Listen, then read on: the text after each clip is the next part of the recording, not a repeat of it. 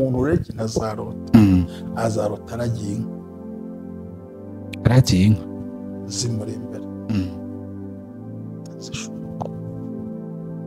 yego zirimo zirisha cyangwa zibyagiye cyangwa zishotse yego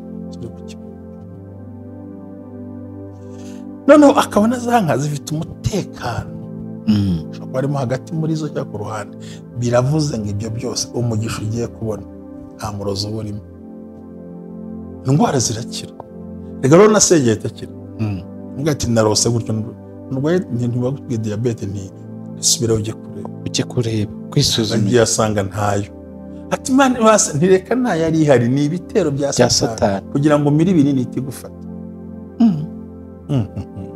rega satani agajya ibitero wibeshya yite ko cakira uvuga ngo yino hano bashobora guhera kuri esineri guhera ku binini kumva ni ikindi kibazo ugasanga rero ubona zikuzengurutse gutyo zirimo zabira izindi zose ariko ubona ko zitekanye nta rusaku rurimo ariko zirimo zonsa bakaba mbega ubona ko ufite amakitivite muri ayo matungo kandi atuje ubona nta kibazo ubona bacaniye biba bisobanura ngo mugiye kugira ubuzima n'ukuri pe inshuti imitozo ivune amatavune imitozo reba amata rwose mu bantu bone ariko mu by'ukuri atari amata y'inka ahubwo ari imibereho ihindutse ubwo ni nk'igishushanyo kivuga abana bagiye kujya hanze nawe uzahindura ubuzima uzabona icyo ushaka transport izaboneka uziri kujya mu budeni uzatangira kwitwa uguriza amahanga aho utaguze umashaka ati ko asex Hamilton byoroshye mu bitanu bega ku buryo amafaranga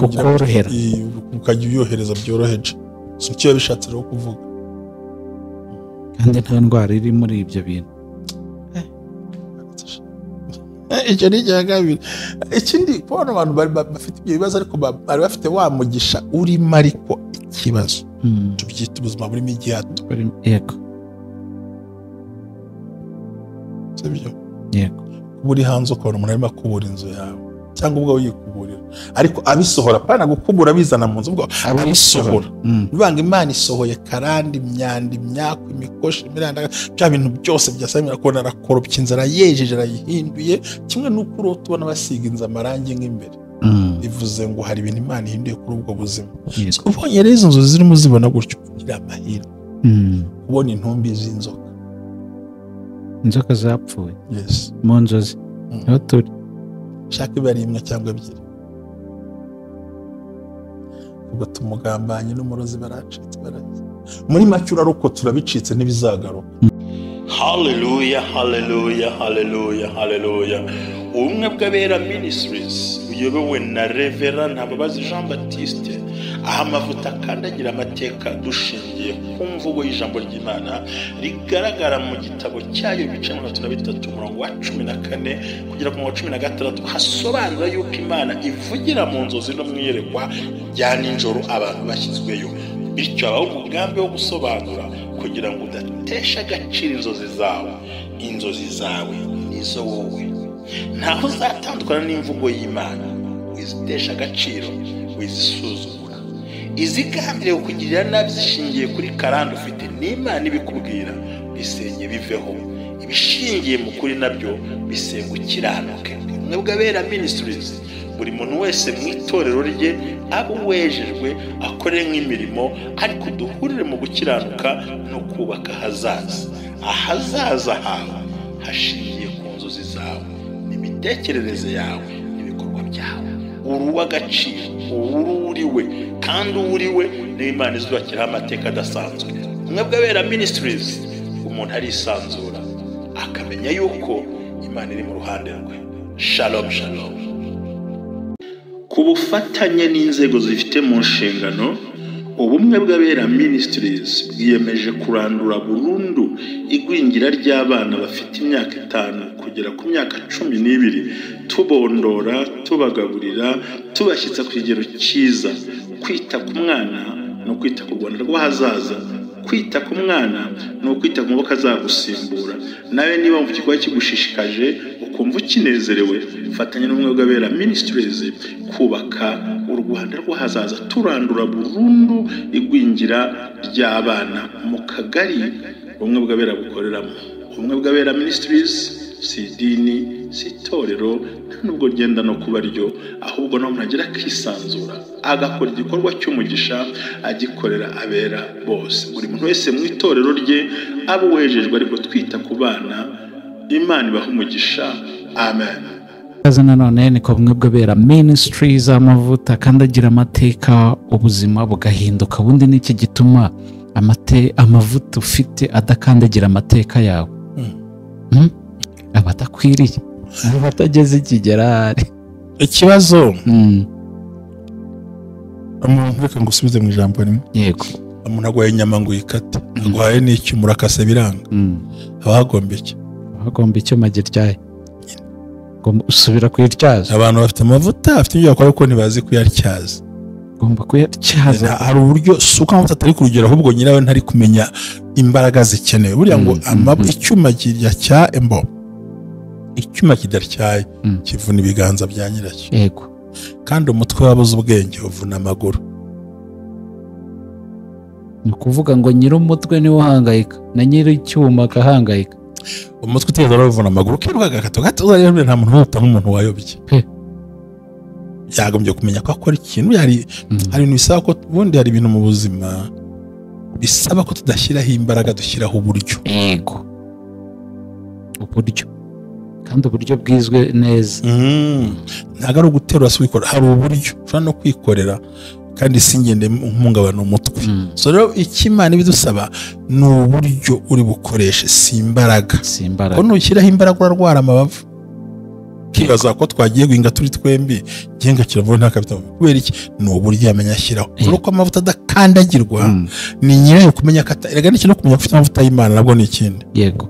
Buno amavuta ni isezerano, ni imbaraga. Kandi ya twese uko tungana hano ku isi, twese hatavuyemo n'umwe twaremewe guhabwa umugisha n'Imana ishobora byose. Ahubwo ikibazo tuyifata dute, tubika dute, twitwara tuyitegurana gute.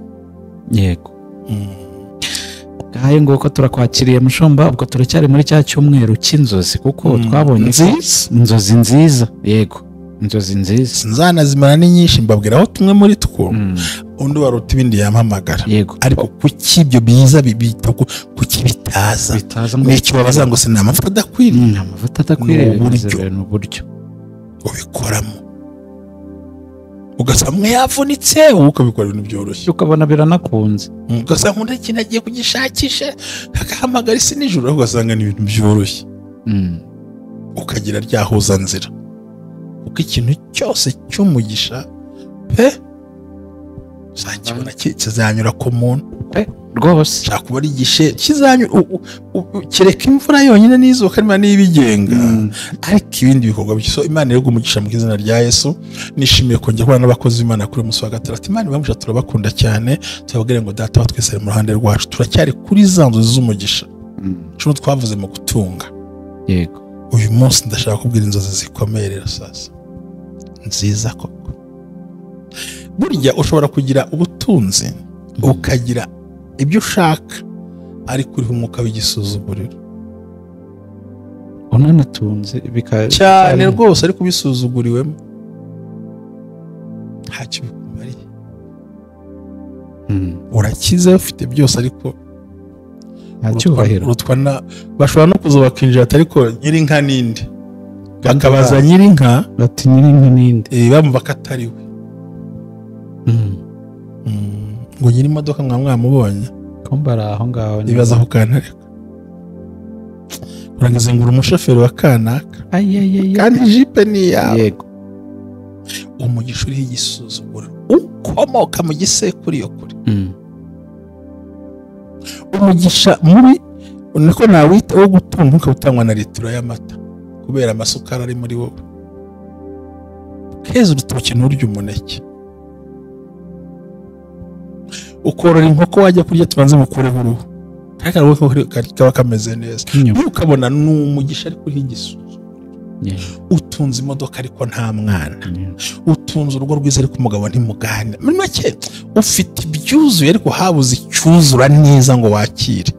Utari mu nyumva, ariko habuze komprima, icyuzuzo.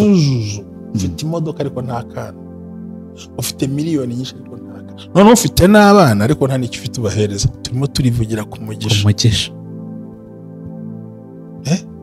No kuvuga ngo ibyiza abandi bari kurya mu gihugu we urabirebesha iki? Amaso. Ukarya iboga bishaririye bitagira umunyu kandi ufite ubushobozi bwo kubigura byose banatumiza n'ihuza cyane. Ni umugisha w'igisha. So rero uhagararira kuko umugisha Imana itanga umubabaro yongeraho. So bagiye ko umubabaro niba uje mu mugisha harimo ikibazo Satani yongeye tugomba kuyirukana. Uwo muntu yarota iki? Umva ukuntu babiryoshye ariko bino bintu bundi ntibakunda ijambo nasenga unasoma unamenye unasobanukirwa ngo muzarya ibyiza byo mu gihugu wowe nturi mu biryo. Hari ibyo bari kukubaza. Ntiwarya ikijumba, ntiwarya kumbati, ifiriti reka data, nka no kurebera kure akantu kose uratera amaso urabona ikaho gatitira, mbega muri make n'amazi azagukanga. Urafite ariko nta muteka complex. Se ibintu biterwa n'icyo wamuganye. Nicyo tuma dusobanura ni kimwe bw'abera byatumyiza nawe ukaza kugira ngo babyumve. Ufite byose ariko ushaka kubya access. Tubwizanye kuri buriya ngo viande rouge reka abantu zibahitane ziraryoha. B'inyama y'umweru ntiryoha. Inyama y'umutuku ngo iraryoha cyane rwose bagiye nk'iyinka rwose kuyimbuza byakugora. Yenda ihene sinzi kunda ko nk'iyinka ndayikunda cyane. Zose ziri mu bwoko bw'izitukura. Ntagira ntese nyine ziratukura ariko ndazikunze. Sirya rero ziraryoha cyane. Iyo gatetse ifiriti kumutse n'iki ni nayo nyama buryo unasiga unamara ikirungo ifata ikirungo yajya umuntu warya akanyama ntiwanywa iki ntiwakwambara urukweto rurerure maze kugira amafaranga ahagije uti nambara urukweto rurerure. Mushomba ibi bintu uri kuvuga reka tugaruke kuri ibyo bintu byo kurya. Ugiye aho abandi babirira umwuka wabyo uragukubita urawumva n'amerwe yuzura akanwa ariko wibuke rya jambo ry'uko nubirya uri bupfe cyangwa nyine ntubyemerewe ntabwo uri bupfa ariko hari ibikubuza kurya ibiboga bitagira umunyu ariko hari ibikubuza bitagira umunyu baguha amata nk'ubungubu nk'amata ugomba kureba ko nta rukoko rujeho karukuraho. Ubwo ni bwa buzima Satani aba ashaka kudutsindagira ngo sinyanywa amata ngo ni ukuri. Ewe urayanywa umusukira ngo n'ubwa mbere urayanywa. we ntabwo yabonaga ubutware uri mu bwari bwe. Arangije aranywa ntiyarutse nanjye n'ubu asigaye akunda amata wongera ngo anayabonye. Hari ibintu basatana dufunye. Ibyo niyo twavuga kubona ufite umuje utabasha kuwinjoyinga ikintu ugikore ikintu ugifate kandi nicyo kikajya hariya kurana ngo mama ngo mundebere iki ububere bubiri bw'ubutoki ibintu nk'ibyo byose ariko nyamara wagombye kuba umugisha kuko umugisha Uwiteka atanga mubabare yongeraho. Uwo muntu rero azarota aragiye inka zimuri imbere yego zirimo zirisha cyangwa zibyagiye cyangwa zishotse yego noneho akabona za nka zifite umutekano ushobora kuba arimo hagati muri zo cyangwa ku ruhande. Biravuze ngo ibyo byose umugisha ugiye kubona nta murozo urimo. Indwara zirakira. Rega rero nasengeye itakira. Mbwa ati narose gutyo ndwaye ntibagutwiye diabete ntisubira ujye kureba kwisuzuma. Agiye asanga ntayo. Ati Imana wase ntireka ntayo ari ihari ni ibitero bya Satani kugira ngo miri binini itigufata. Rega Satani agajya ibitero. Wibeshya yite ko cakira uvuga ngo yino hano bashobora guhera kuri esineri guhera ku binini. Kumva ni ikindi kibazo. Ugasanga rero ubona zikuzengurutse gutyo zirimo zabira izindi zose ariko ubona ko zitekanye nta rusaku rurimo ariko zirimo zonsa bakaba mbega ubona ko ufite activity muri ayo matungo kandi atuje ubona nta kibazo ubona bacaniye biba bisobanura ngo mugiye kugira ubuzima n'ukuri pe inshuti mitozi ivune amatavune imitozo amata rwose mu bantu ariko mu by'ukuri atari amata y'inka ahubwo ari imibereho ihindutse. Nuko ni nk'igishushanyo kivuga abana bagiye kujya hanze nawe uzahindura ubuzima uzabona icyo ushaka transport izaboneka uziri kujya mu budeni uzatangira kwitwa uguriza amahanga aho utaguze. umashaho ati ko sex Hamilton byoroshye mu bitanu bera ku buryo amafaranga bikorohera ukajya uyohereza byoroheje so cyo bishatse rero kuvuga kandi nta ndwara iri muri ibyo bintu icyo ni icyagabiri ikindi kubona abantu bafite ibyo bibazo ariko bari bafite wa mugisha urimo ariko ikibazo tubyita ubuzima burimo igihato yego sibyo yego buri hanze ukabona umuntu arimo akubura inzu yawe cyangwa ubwo yikuburira ariko abisohora pana gukubura bizana mu nzu ubwo abisohora nibanga Imana isohoye karandi imyanda imyako imikoshi imiranda bya bintu byose byasamira kubona arakoropya inzara yejeje arayihinduye kimwe n'uko urota ubona basiga inzu amarangi nk'imbere bivuze ngo hari ibintu Imana ihinduye kuri ubwo buzima ubonye rero izo nzu zirimo zibona gutyo kugira amahirwe kubona intumbi z'inzoka inzoka zapfuye yes mu nzozi aho turi shaka ibari imwe cyangwa ebyiri